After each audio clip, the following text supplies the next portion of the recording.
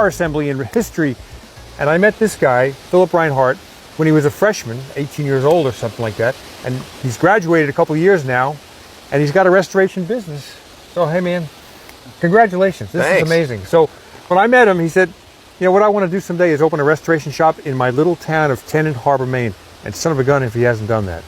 So whose cars are these? So this is my employees, that's mine, and then the rest are customers, and the good stuff's inside. And yeah, typically we always have one full restoration going on, and then the rest of the time is occupied with heavy repair, electrical work, brake jobs, clutches, you name it, but all on pre-1980.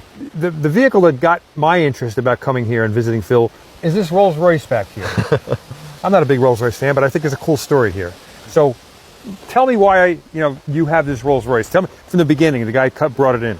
Well, the guy had been on my wait list for a while, and then when his spot came up, gave him a call, said bring it on down, and he dropped it off, and I got familiar with it, and turned out the thing had an engine fire, and he'd done a lot of work himself on it, trying to get it going again, and so I gave him a call with my list of what it would need to be safe and usable. And didn't he tell you, I only have this much money? Yeah, and so he said, I don't want to spend more than $2,000 to get it on the road. And I said, that's not possible. And he said, well, what do you give me for it? I said, I'll give you $350. And so now I own a 1981 Rolls Royce Silver Spirit. So, I mean, it sounds, oh God, look at this wiring. Yeah.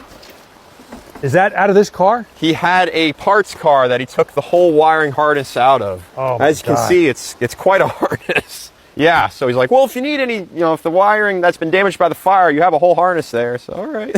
So, I mean, you own it for $350. Obviously, you could scrap it for more than that, but yeah, it's aluminum body, so yeah. Wow. But I'm playing. What's your intention for this? The nice thing about these is that they have a GM Turbo 400 transmission.